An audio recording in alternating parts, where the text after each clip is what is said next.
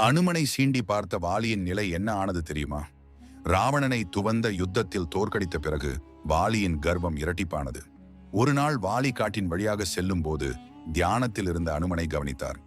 தன்னை யார் என்று காட்ட வேண்டும் என்ற எண்ணத்துடன் வாலி அனுமனின் தியானத்தை கலைத்தார். முதலில் அமைதியாக இருந்த அனுமன் பின்பு வாலியுடன் யுத்தத்திற்கு தயாராகினார். வாலியோ பிரம்மனிடமிருந்து தன் எதிரில் போரிடும் எதிரியின் பாதி சக்தியை பெரும் வரத்தை பெற்றவர். போருக்கு முன் அனுமனின் முன் தோன்றிய பிரம்மா 10% சக்தியை மட்டும் பயன்படுத்தும்படி கூறினார். அவ்வாறே அனுமனும் 10% சக்தியை மட்டும் பயன்படுத்தினார்.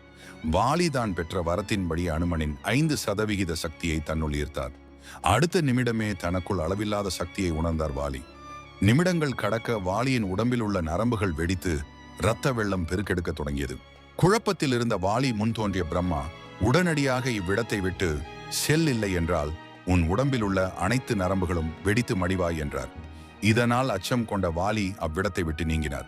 வாலி முன் தோன்றிய பிரம்மா, அனுமனின் 5% சக்தியை கூட உன்னால் தாங்க முடியவில்லை. அனுமன் தனது முழு சக்தியையும் வெளிப்படுத்தியிருந்தால் நீ என்ன ஆகியிருப்பாய் என்றார். வாலியும் தன் தவறை உணர்ந்தார். இந்த வீடியோ பத்தின உங்களுடைய கருத்துக்களையும் மறக்காம கமெண்ட் பண்ணுங்க.